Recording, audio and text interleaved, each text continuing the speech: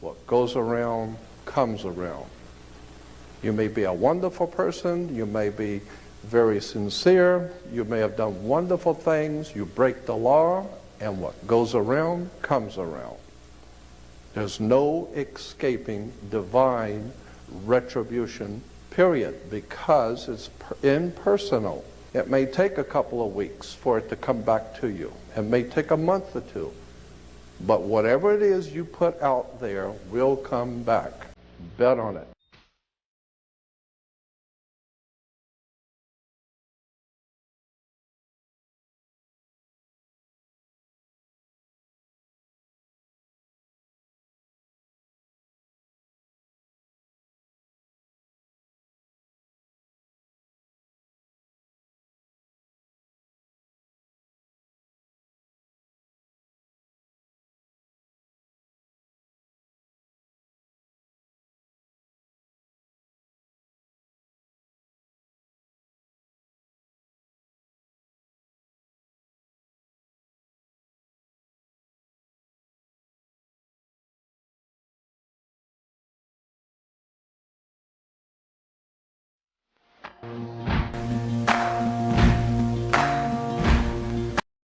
Christ comes from Christos.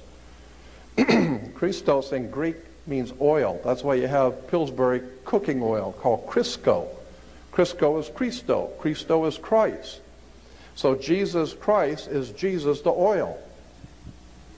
I mean, that's what it means, Jesus oil. The Greek word Christos comes from the Hebrew word Mashiach, which is where we get the term Messiah. It means the anointed, not the oil. The difference is that anoint is a verb and oil is a noun. It would be like me saying the English word covered means with chocolate, because sometimes things that are covered with chocolate. Maxwell seems to know this because he goes on to tell us the wrong definition of anointed as well. But it does seem to serve his purpose to make this definition now because he wants to paint the picture of Jesus being covered in sexual fluid. You know what the word anointed means in Hebrew? I don't want to get into that right now. Basically, anointing comes from the word sex. In no way is this true. The word anoint, neither in Greek nor English nor Hebrew, comes from any root having anything to do with sex. Again, in Hebrew, the word for anoint is Mashiach, from which we get the term Messiah. It essentially is a verb meaning to apply, or to smear, anoint, or spread a liquid. Even in the most primitive roots of the word, there cannot be found any connotation to sex whatsoever.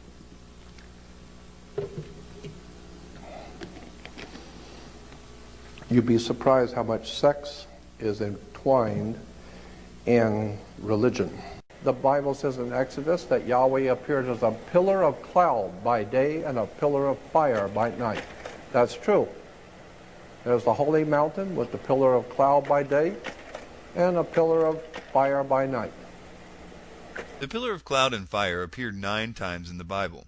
Maxwell claims to be quite the scholar of the Bible, so I assume that he has read those 9 times. Maxwell has never mentioned the other 8 times the pillar of fire and cloud appear in the Bible because they don't support his theory. In most of those cases, the pillar of cloud and fire is leading the children of Israel to different destinations in the wilderness. It is also depicted as descending on the tabernacle and speaking in an audible voice to Aaron and others. For example, in Exodus 13:21, "And the Lord went before them by day in a pillar of cloud to lead them the way, and by night in a pillar of fire to give them light to go by day and night." In Nehemiah 9, verse 12, "Moreover, thou leddest them in the day by a cloudy pillar, and in the night by a pillar of fire, to give them light in the way wherein they should go." In Numbers chapter 12, verse 5, it says, "And the Lord came down in the pillar of cloud, and stood in the door of the tabernacle, and called Aaron and Miriam, and they both came forth." In Exodus 14:24, it says the pillar of cloud was in Egypt at the crossing of the Red Sea. He must have been pretty hard up for evidence to support this theory, because for the next few minutes he shows us some drawings and keeps asking us, does that look like a volcano to you? Here we have Israel at Sinai dedicated itself to Yahweh, and what do you see? Does that look like a volcano to you? Here's another one. Jehovah led the sons of Israel to a mountain named Sinai in the desert. He gave them his law. Does that look like a volcano to you? Here it is again. Mount Sinai. Look like a volcano to you? Mount Sinai, does that look like a volcano to you?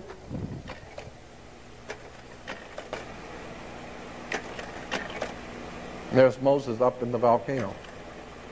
The feast of the giving of the law. Does that look like a volcano to you? Huh?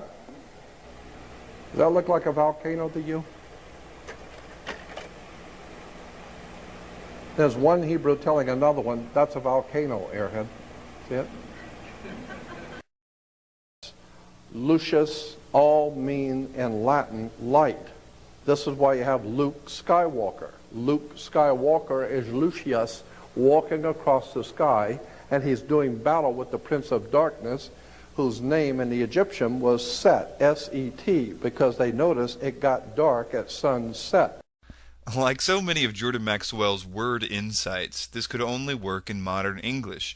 The ancient Egyptians' word for the sun setting sounded nothing like the word Set, as in their god Set, and they never called him the Prince of Darkness either.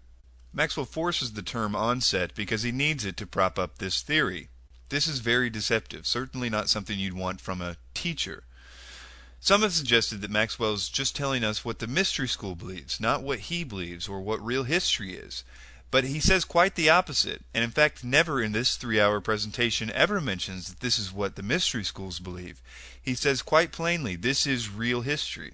All of the Jewish reference books, all the Encyclopedia Judaica, all of, you go to the synagogue, go up into Mulholland Drive, up to the Jewish University and spend 3 weeks there and look up Saturn. You'll find out that 98% of all Judaism is a worship of the planet Saturn. Better wake up and understand where this stuff comes from.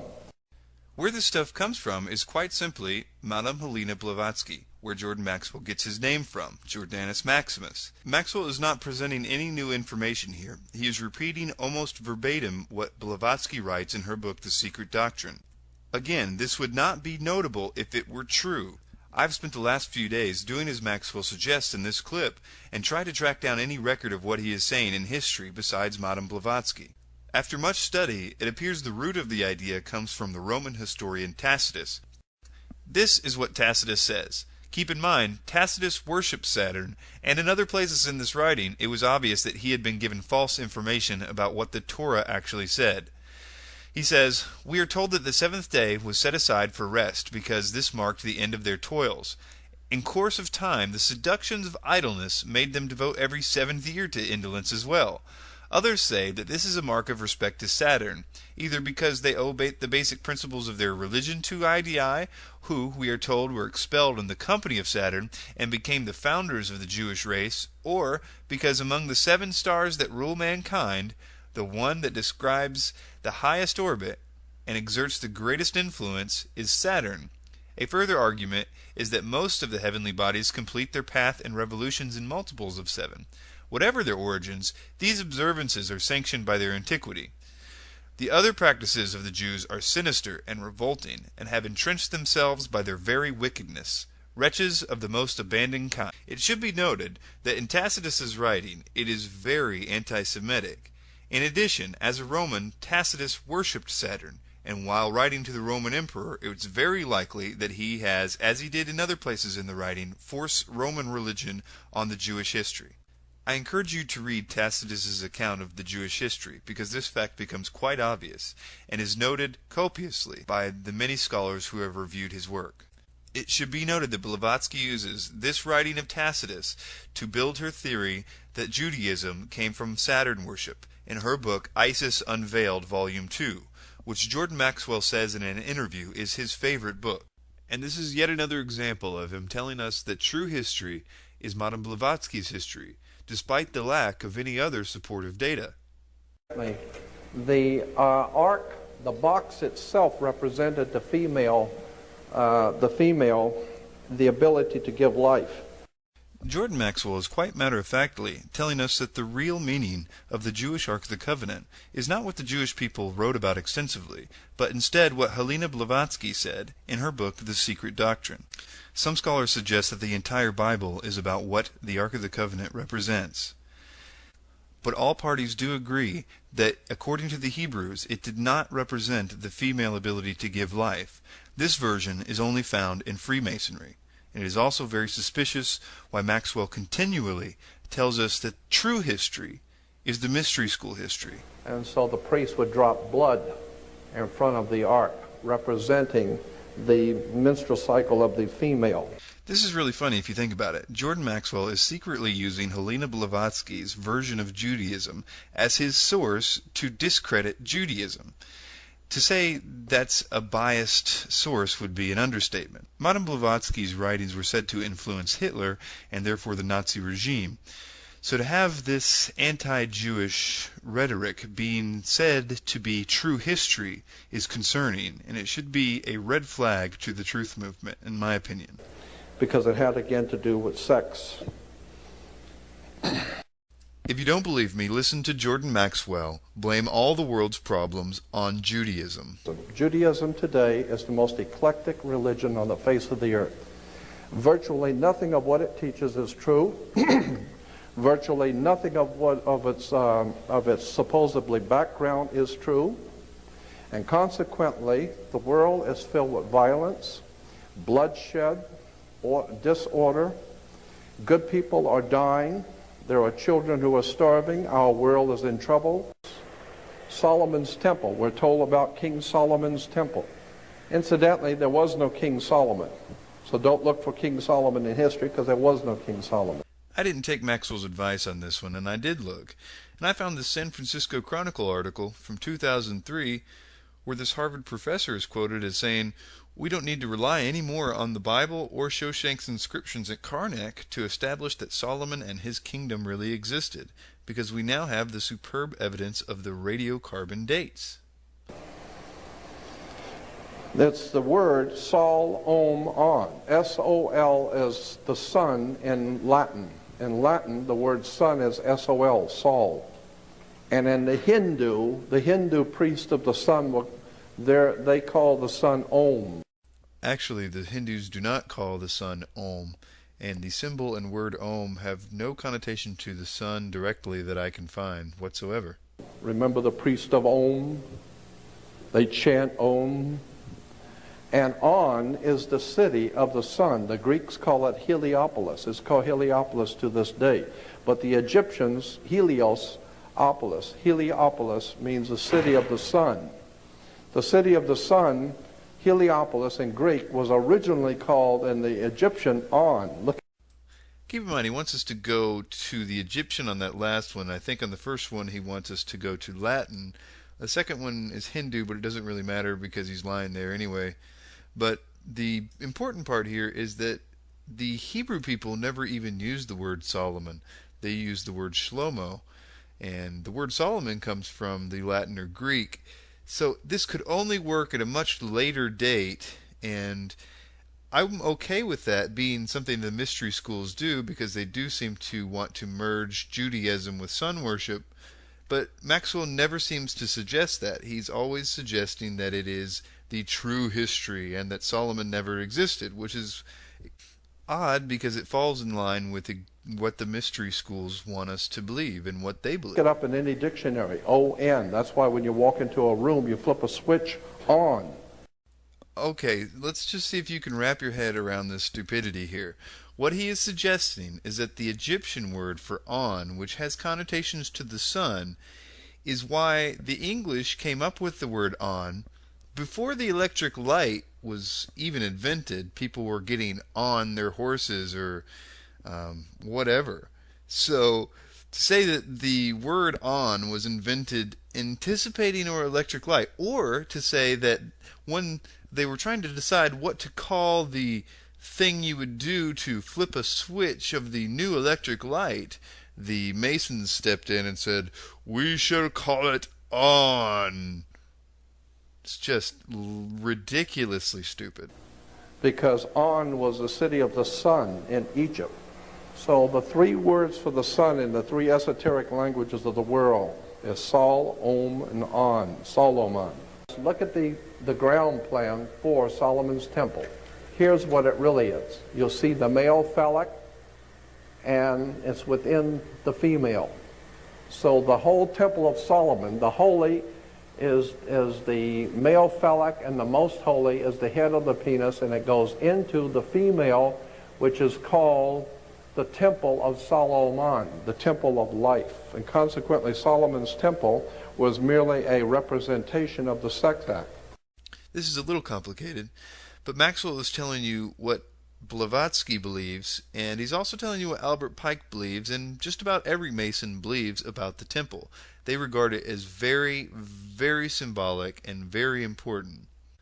The main problem is that the Hebrew people wrote more extensively about it and much more ancient and detailed writings about the temple, and their descriptions and reasoning for symbolism is vastly different than the modern writings of Blavatsky and Albert Pike. But this doesn't stop Maxwell from telling you which one is real and which one isn't.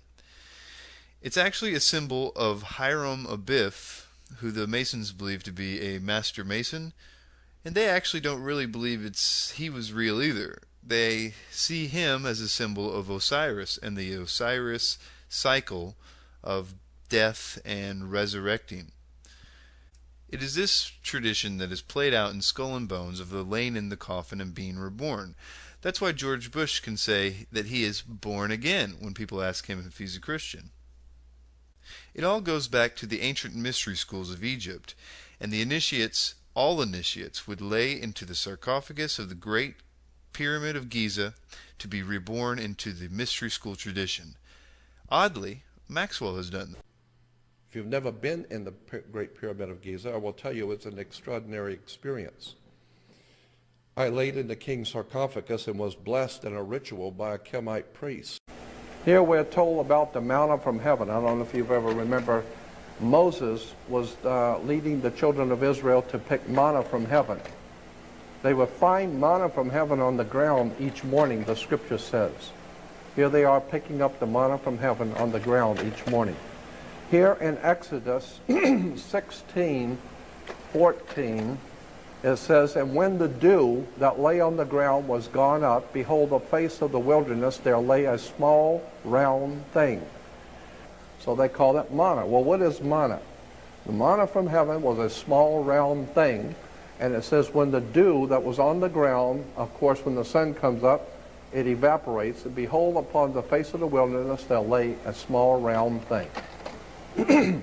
Manna, meaning Hebrew, what is it? And it's 7 characteristics from the old ancient world. Small, round, wafer-like, sweet, could be hard, can be melted, and it was obviously from heaven. Because when you ate the manna, you could talk to God. Did you catch that? He moves on from that last characteristic, which was from heaven, and just simply says, because you could talk to God. Because it helps with his shrooms or manna theory, but the text in no way indicates or implies or suggests that manna had any purpose for talking to God or any other spiritual connotation whatsoever. It was strictly used for sustenance. Here, watch it again and watch how he makes the connections to mushrooms. Also take note of the other characteristics he mentions for manna. Manna, meaning Hebrew, what is it? And it's 7 characteristics from the old ancient world. Small, round, wafer-like, sweet, could be hard, can be melted, and it was obviously from heaven. Because when you ate the manna, you could talk to God. Well, now we found out manna was a small round thing, mushrooms. There are many problems in the text itself with trying to make manna psychedelic mushrooms. For instance, neither the psilocybin mushroom nor the Amanita muscaria mushroom will grow in the desert. The text also says that the manna would melt in the desert heat. This is not a characteristic of either one of those types of mushrooms, especially in the desert. In addition, it said that if it was left out, it would begin to stink and then get worms in it. Again, this is not the characteristic of either one of those mushrooms when they would simply dry up. It also makes it quite clear that they used manna every day for food. This would not be possible with either one of those mushrooms in nutritional value. In addition, in Exodus chapter 16:31, it says the taste of it was like wafers made with honey. Anybody that's ever eaten psychedelic mushrooms will tell you they taste like a lot of things, but like wafers made with honey is not one of them. And here are the priest of Israel. Here's the Hebrew priest of Israel wearing a mushroom on his head. The mushroom headdress. I've often wondered, see, because the mushrooms were hallucinogenic a hallucinogenic drug. And I've often wondered, is that why they call the priest high priest?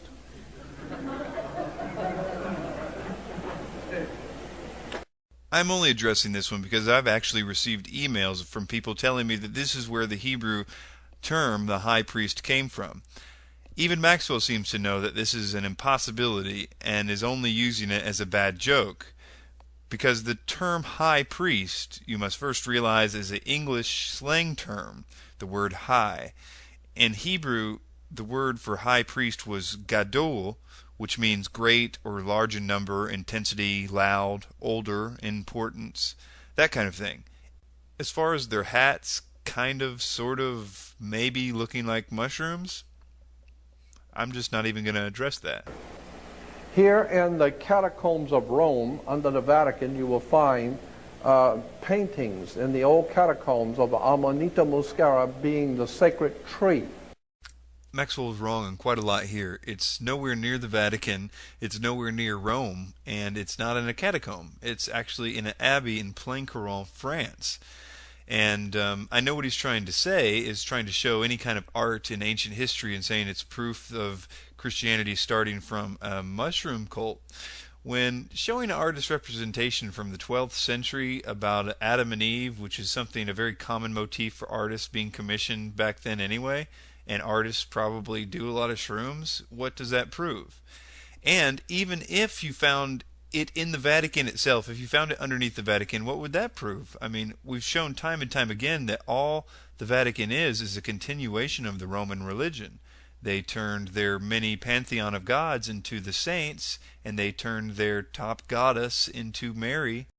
But the common enemy of Rome and the hybrid Christian/pagan Catholic Church was always real Christians. People that really believed in the Bible and really believed in Jesus Christ. Those people were the enemy of both Rome and the Catholic Church. Of knowledge of good and evil. Well, the whole concept is if you take the mushroom, it opens up your mind to all kinds of off-the-wall things. And of course you can talk to God. Incidentally, if you take north, east, west, and south, that spells news. On the one hand, he is right. If you take those letters in that order, it does spell news. But it is the most illogical order for those letters. Why not choose north, east, south, west, or north, west, south, east, or even north, south, east, west, but instead north, east, west, south? Not to mention that this theory also presumes that the ancient and root words for north and east and south and west were all anticipating an English language to one day use an acronym for the word news. That is stupid. Words mean. Yahweh is not the name of God. Yahweh in Hebrew is an expressive term. It's expressing something. It's describing something. It's not a formal name of God. Yahweh in Hebrew simply means, and the best way to explain what the word means is to take a garden hose and twist it, hold the end of it, turn on the water, and you feel the pressure building up. When you release the hose, it's a release of pressure. It's a release of energy. In the Hebrew, in the ancient Hebrew, the release of dynamic energy was called Yahweh. And it was always associated with sex. It's the building up of the sexual urge, and the releasing of sex in the sex act was referred to in the ancient Phoenician Canaanite system as being one with Yahweh. This is a series of huge lies from Jordan Maxwell. I encourage anyone to go try and research that in ancient Hebrew the release of dynamic energy was called Yahweh, and that it was always associated with sex. There's a lot of debate on the meaning of Yahweh, but those debates come to no conclusion anything like Maxwell's. In ancient Hebrew, the word Yahweh, also referred to as the Tetragrammaton, can mean many things. Meanings like He that hath sent me, He who is always the same, He who is absolutely truly existent, He has, He is, He will be. Some suggest I am the one I am, or I am whatever I need to become. Maxwell's definition, although it comes directly from Blavatsky, stems from the idea that Yahweh could have come from the proper name of the Phoenician Canaanite god Yam. It was at this point that Madame Blavatsky writes in her book The Theosophical Glossary the meaning that Jordan Maxwell will one day use to say what he just said, although he adds quite a bit in his definition in order to fit with his previous theory that anoint means to anoint with sexual fluid in the hopes of trying to paint the picture of Jesus Christ being anointed with semen. Keep in mind what Blavatsky is saying here offers no sources or previous support of any kind, not to mention that no matter which way you look at it, this word Yao is not ancient by any stretch of the imagination. Even Blavatsky says it was derived from Greek and could be considered Neoplatonist. That's well after the time of Christ. Maxwell is wrong on several levels here. I'd like to point out that Wikipedia makes a good point when it says, in its earlier form, this opinion rested chiefly on certain misinterpreted testimonies in Greek authors about a god, Lao, and this was conclusively refuted by Baudissin. Recent adherents of this theory build more largely on the occurrence in various parts of the territory of proper names of persons and places. Okay, now I'd like to point out this is exactly what Maxwell says at the beginning of the clip that Yahweh is not, and that is based on a proper name. He says it's a concept. Again, he's referring to the Kabbalah Gnostic, but this is much later and it's not even close to his actual definition. It's important to realize that the Canaanite god's name was Yam, not Yao. Again, I encourage you guys to go out there and try to find any record that the ancient Hebrew people's word for the release of dynamic sexual energy was Yahweh. Good luck.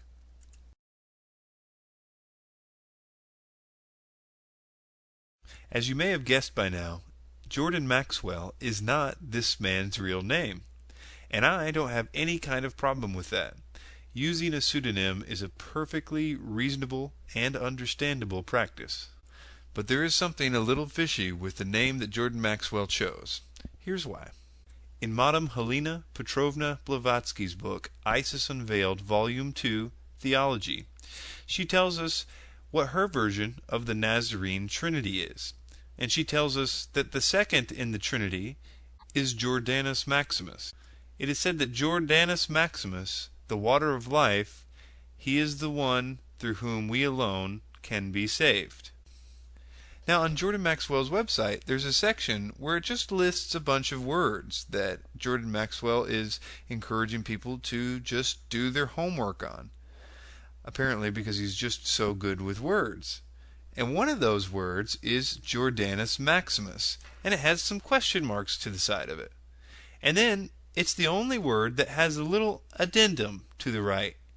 That addendum says, this term was brought to Jordan's attention in an email he received from a rabbi. We thought we'd just throw this one in. This clearly implies that Jordan is claiming not to have any knowledge of the term Jordanus Maximus, at least up until he could get emails from rabbis. And considering emails are pretty late and his career has been pretty long, this is saying that he had no idea up until pretty recently of this term Jordanus Maximus. Now again, this term comes from Madame Blavatsky's book, Isis Unveiled, Volume 2, Theology. So keep that in mind as we listen to this next. Thank you. Yes. Gentlemen, have you ever heard or read Mrs. Blavatsky? She's... Helena Petrovna Blavatsky? Right. Yes. Yes, I have all of her works. You have? Yes. Well, that's why... Yes. I No, think her best work was Isis Unveiled, Part 2, which is theology. Right. Science. And that was an exceptional work. I think that Helena Petrovna Blavatsky, the Russian mystic, was a very wise and perceptive lady, and she had some very profound knowledge, obviously, and her academic achievements were extraordinary, and so I have a very high respect for the work of Helena Blavatsky.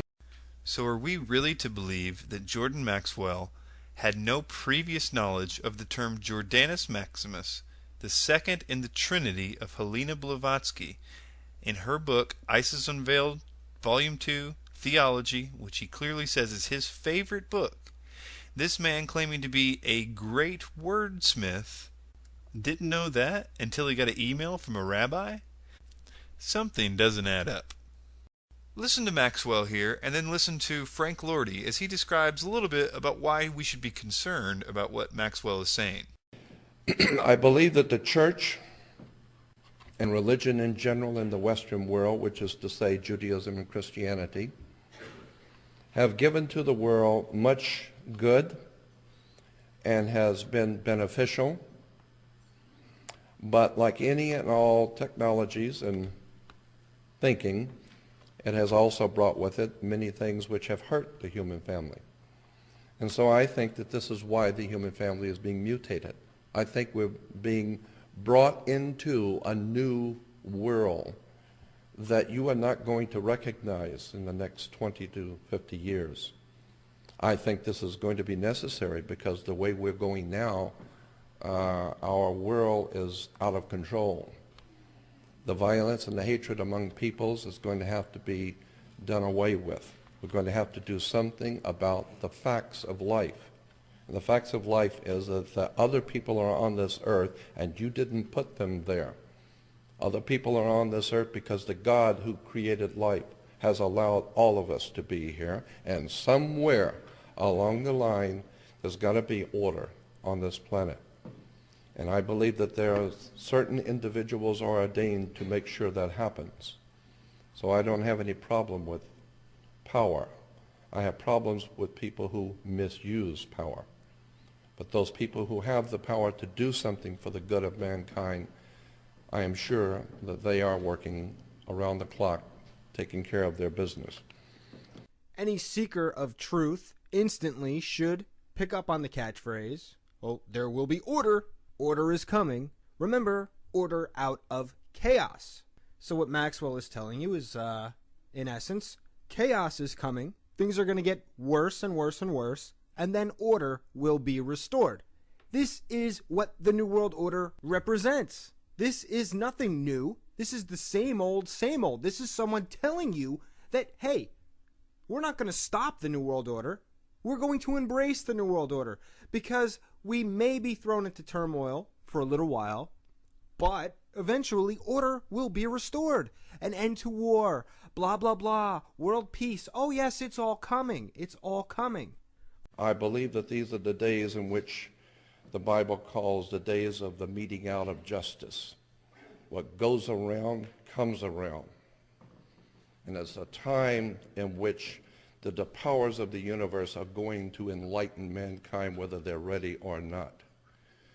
And unfortunately, I don't think there are too many people in the world who are ready for the very near future that's coming. Again, I have always been interested in words, terms, symbols, emblems, because I think that's the way the Spirit communicates with us, is with symbols. And as we all know, symbols are used by the Illuminati. Symbols are used by secret societies. Symbols may be used by some spirit, but you have to really ask yourself what kind of a spirit is only interested in speaking to those that can somehow magically and mystically interpret their symbols. This is paganism. This is possibly Satanism, Luciferianism. But is it truth? Does Jordan Maxwell have anything to back this up with? Personally, if I were to believe that there's a God, and I do, I find it extremely hard to believe that he would send cryptic messages that no one can really understand unless they are well-versed in the mystery schools, when he very simply could just write the truth out for everyone to read. Wow, there it is. Oh, I understand now. As opposed to symbols that only an elite few can understand, because you too can become illuminated through knowledge. Secret knowledge, hidden knowledge, knowledge that God sent down but refused to show anyone that isn't willing to study symbols. I believe it is an article of my faith that for whatever you might wish to call these entities, the Bible refers to them as sons of God. Sons of God, incidentally, are not angels. You need to understand there's different words. And the reason why there are different words in the Bible, because they mean different things. There's a world of difference between an angel and the sons of God and the watchers. These words are not there to fill out pages. They're telling me something.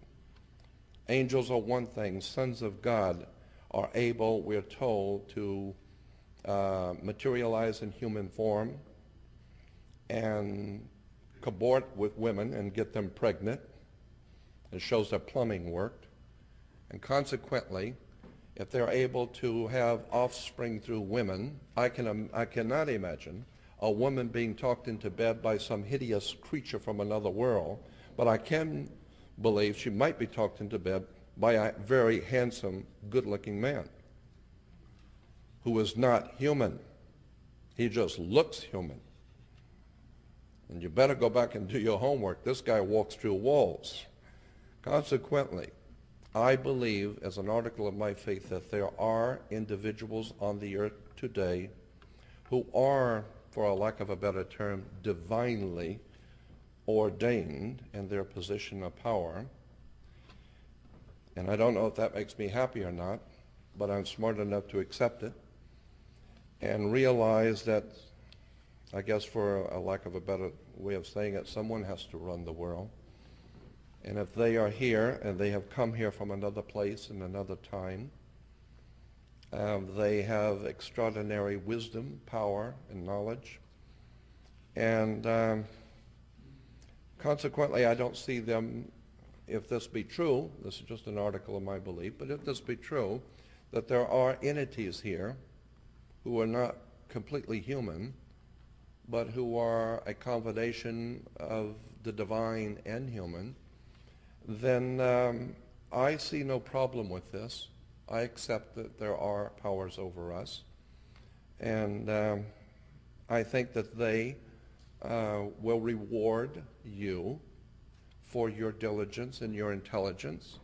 If you intend to be stupid, then let them. The implications here may not seem like much to those that are unschooled in the Old Testament, in Old Testament theology, and those that don't understand who the sons of God are. And these sons of God are who Jordan Maxwell is telling you are going to reward him for being smarter than everyone else. And anyone else that wants to get in on the mystery schools and learn forbidden knowledge, hidden knowledge, occult knowledge, however you want to term it, they will then be rewarded for learning the Illuminati system and language of symbols. Now, I'm not going to get into an entire discussion on the sons of God in the Old Testament, but what I can tell you is this. If you look at Genesis 6, beginning in 6:4, you'll be introduced to the sons of God. These were the mighty men of old, the men of renown. These were fallen angels that came to the earth and had sex with human women, and their offspring were giants. And it's fine with me if you want to laugh at me for believing that such a crazy thing could happen. But at the same time, I want you to consider this. Jordan Maxwell believes not that these were demons that came to the earth. These were just different entities. They were non-human entities that came to the earth and had sex with human women and had very special hybrid offspring. And they rule the world today. And they're going to reward him for being smarter than everybody else. And Maxwell bases this knowledge on the Bible. But his interpretation of the Bible, not what the Bible says. Because it's very clear once you understand what this passage is all about. These watchers or fallen angels came to the earth. They were the sons of God. They mated with human women.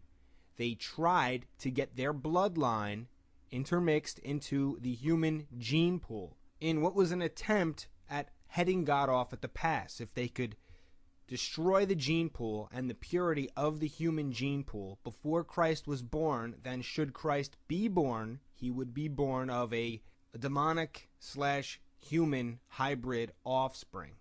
When we read about Noah, we are told Noah was perfect in his generations. Noah wasn't just a nice guy that God saved. Noah's bloodline was pure. Yes, he was a good guy, but he had a pure bloodline. That's why God told him to replenish the earth after the flood. It was because God wanted a pure bloodline reinstated into the world.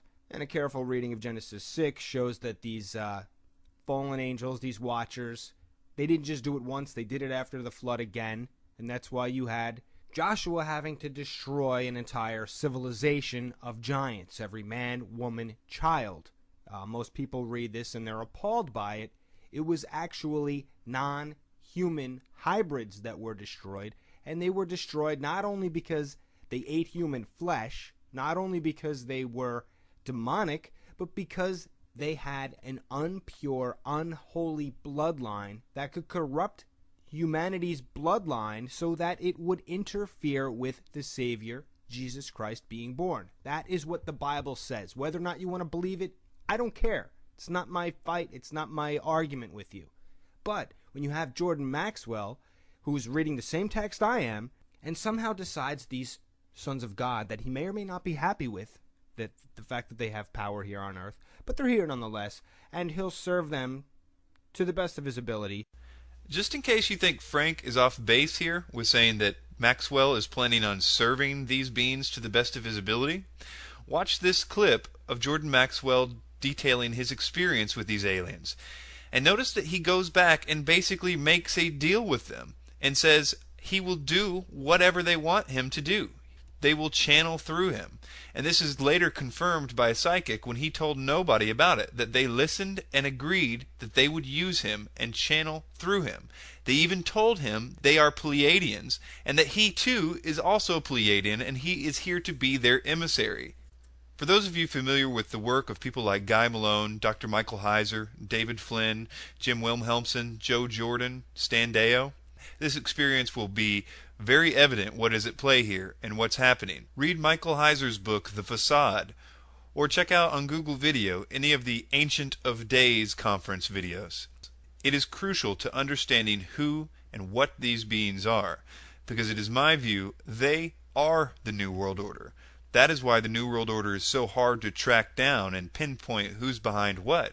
It's because who's really running the show are multidimensional entities. And after a lot of study, I feel they are not from the Pleiades. Okay, so we drive out maybe a mile, if that, and all of a sudden I got a very overwhelming sensation that we've done something wrong. And it was extremely powerful feeling I had that it was very I have felt this feeling at other times, and I was right. So I said, I don't know what we're doing here, but I'm getting out of here because there's something going on and I feel it and I don't like it.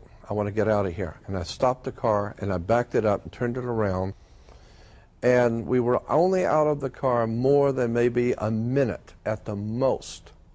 And all of a sudden, just north of us, the cloud began to open up in like a little bit of an oval, began to kind of open up.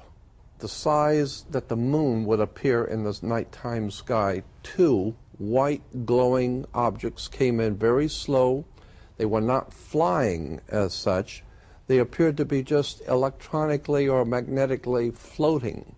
And as they floated overhead, 5 more came in behind them. And at that point, I totally went ballistic. I was absolutely, and I don't mind admitting it, totally frightened, because I have never seen this kind of awesome beauty that radiated fear.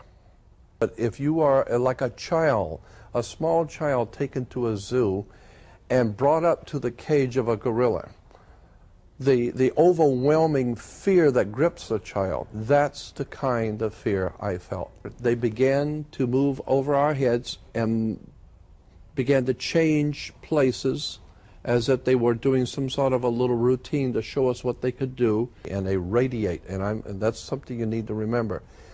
They radiated a fear off of them. You could feel it. You're in the presence of something awesome, fearful. And I grew up from about the age of 7 or 8 having otherworld experiences. All of my life I have been involved in otherworld experiences for whatever reason. And I have experienced many things as a teenager and as a child and even in adult years that were just startling things.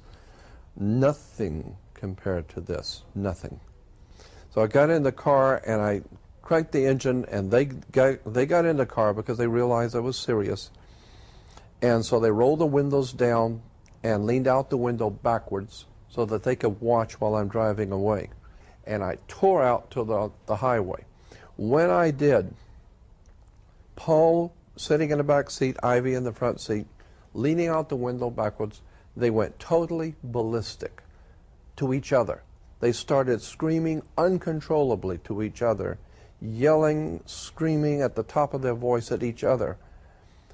And what was happening is all 7 of these beautiful things came right down over the top of the car, zoom, right down over us. I wasn't seeing. I just saw a couple of them moving around, and they were moving quickly. And I looked out, and I could see them moving around, and I thought, my God, we were in trouble. Now it's not just that we saw them. They know we're here, and they're following us. They were telling me that what the 7 of these disc-shaped things were doing, they would come together in a circle without touching each other, but all of this in a second. They would come together in a circle and blow out into a 7-pointed star, come together in a circle, blow out into a 7-pointed, back and forth, and they followed us out at 90 miles an hour. They were doing that, following us out just that way, just that quick. That kind of technology we don't have. The next morning, I got up late. I went over to the restaurant. Paul and Ivy had already gotten up and gone over to the restaurant. They were having breakfast and talking to the townspeople. And they had a big group of people around the table, and they were talking about the experience. So when I walked into the restaurant, I thought that what they were talking about is the experience the 3 of us had had the night before. But they were talking about what happened to them last night in the motel room.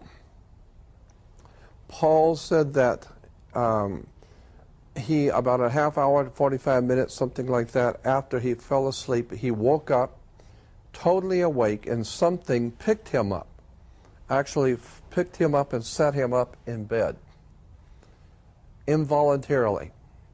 And the moment he sat up, a light came on over his head like a little dim night light. And he looked up to see an alien's face with the typical alien's face with the bubble eyes, but it was glowing, and you could see through it. You could see the ceiling through it as if it were a hologram of some kind. And it was glowing, looking at him, and he said it slid across the ceiling, went across the ceiling, hit the wall, and came down to where it was even with him sitting in bed. And at that moment, in his head, he began to see the room going in circles. He could see the window behind him going around, the door going around. The room was moving in circles. Obviously, it was some sort of an optical thing that was happening. And he said, but the face stood still while the room began to rotate. But Ivy, in my room, was laying so that she could see the door. And she said she saw the glowing on the wall, but she couldn't tell what the light was because it wasn't very bright. And she said, but when she opened her eyes to see the glowing of the light in Paul's room, which was the face on the wall, a little red, tiny little red dot of light came through Paul's room and came in and hovered over her. A little red, tiny light, which incidentally is in Steven Spielberg's Close Encounters. Every time you saw the saucers go by, you saw this little light going around. Ivy said she saw this little light come in and hover right above her, and at that moment she was totally paralyzed. Couldn't move, couldn't cry out, couldn't do anything. All she could do is breathe and just. And she said she laid there totally paralyzed, looking at this light, and when the glowing went through the wall, that little red light went out and followed it. It was gone. Now, I slept through all of this. I didn't see any of it. I'm just telling you what they said. But I know them, and they're not given to making up stories, either one of them. And so I said to them at the time in the restaurant, I said, well, they didn't wake me. And Pat, the owner of the restaurant, she said, no, they know who you are. They just wanted to know who your companions were. When I got back to Los Angeles, about 3 months later, I was in San Diego working at a company down there as an editor for a magazine, and I decided, this was in late spring, I decided to rent a convertible and drive back up to Area 51 by myself, and no one knew this, and go back out to where we had had this experience by myself, which I did. And I drove out there in the afternoon when the sun was still, it was dusk, but the sun was still up, because I wasn't about to go out there by myself at night. And I parked the car in the convertible. I parked the car. I sat on the back hood with my feet in the back seat, and I said to them, I said, look, I know you're here, okay? And I want you to know that I don't mind doing whatever it is I'm supposed to do. If I've got a destiny in life or a mission or whatever it is, I don't mind doing it. But if it has something to do with you, then I'm going to ask you for 2 favors. Do not abduct me, because I don't want to go anywhere. And don't frighten me in my bedroom. I don't want to wake up and find something in my bedroom I can't handle, okay? So don't mess with me, and don't scare me to death, and I don't want to go anywhere. But if I'm supposed to do something, if there's a divine plan of some sort where I'm supposed to play, then open the doors, show me what I am to do, and leave me alone. And I thanked them, and I got back in the car and drove back, and that was it. About a month later, now we're at the beginning of summer, I get a phone call from Paul, my publisher, who lived in Escondido, right down by San Diego. And he's telling me about this young lady who was a past life regressionist. And he said, you got to go see this girl, she's sensational. Being a very spiritually inclined, past life regressionist type of person, she has you lay on the table and take your rings off and your watch, and she's setting up the candles and lighting candles and doing some sort of a little ritual thing. And I'm just laying there watching her. I mean, Paul says she's great. We'll find out. And she's talking to someone. And I'm laying there watching her, and she's talking to someone. And I said, who are you talking to? And she said, oh, I'm talking to your friends who brought you here. And I said, oh, okay. Brought me to your house? She said, no, no, no, no. Your friends who brought you to the earth. You've come here from another place, and they have brought you here to do something. I said, I've often wondered about that. Where did I come from? I mean, really, what am I doing here? And she says, well, and I'm just telling you what she said. She said, they are Pleiadians, and they have brought you here to do something. And you are ultimately going to be a emissary, was the word, an emissary for them. They're going to channel through you. They're going to use you, and they will speak